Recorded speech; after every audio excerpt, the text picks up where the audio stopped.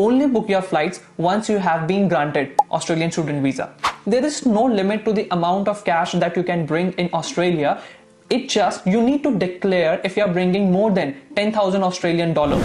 Then you go to the immigration, where immigration officer might ask for the items that you have declared, your reason to travel to Australia, your intended address in Australia, and some other basic questions. If it's happy with the incoming passenger card or the baggage, then you are allowed to leave. If not,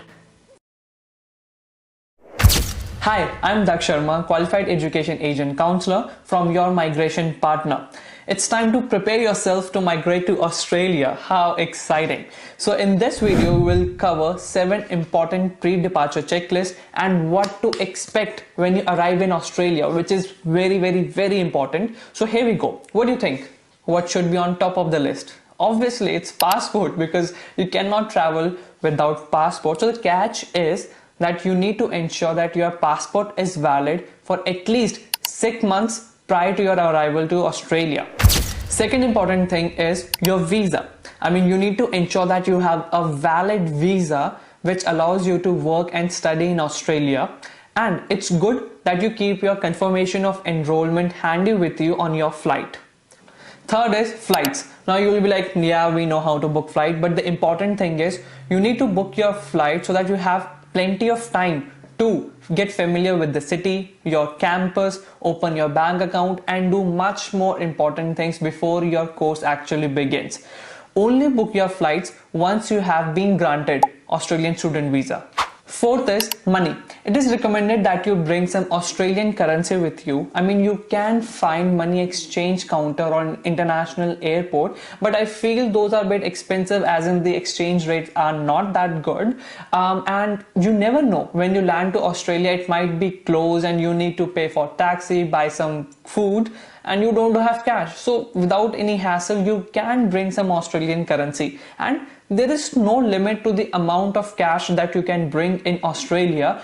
It just, you need to declare if you are bringing more than 10,000 Australian dollar, and usually 4 to 5,000 Australian dollar is enough, because anyhow eventually you will open a bank account and pay through card. Fifth is accommodation. Obviously, it's very important that you need to sort out your accommodation before you land, because you need to know where you're going to stay. And anyhow, you need to mention your address on incoming passenger card when you land in Australia. And sometimes even immigration officer asks you like, where are you going to stay or with whom? So it's better you get it sorted beforehand. Sixth is packing your check-in luggage. It's recommended that you research about the average temperature of your arrival city so that you can pack your clothes accordingly. And also, I have made a video about what you can and can't bring into Australia. That will be a good guide for your packing, to be honest. And I have put the link in the description. You can check that. You should also check the airline luggage allowance and check your weight. If it's over the allowance, then it's better to buy it online rather than at the counter, because it will be expensive if you're buying on the airport. Seventh is hand luggage. In the hand luggage, you can put your passport, visa documentation, confirmation of enrollment, some money, cash, your laptop, phone, charger, book, or anything that you feel like carrying on flight. So this was our pre-departure checklist, and now important thing is what to expect when you arrive in Australia. So when you arrive in Australia, you need to complete incoming passenger card, which is usually given to you in flight, and it looks like this.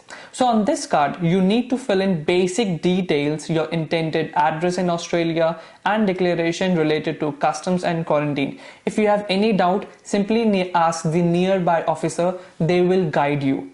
Please declare all the goods, even if they are not allowed in Australia. You will not be penalized if you are declaring all the goods. Please note, even if you don't declare, biosecurity officer has a power to check your baggage using X-ray or detector dog. That's why I really like Australian border phrase which says, don't be sorry, just declare it. Then you go to the immigration, where immigration officer might ask for the items that you have declared, your reason to travel to Australia, your intended address in Australia, and some other basic questions. Once you clear the immigration, you will go straight to the luggage belt to collect your baggage.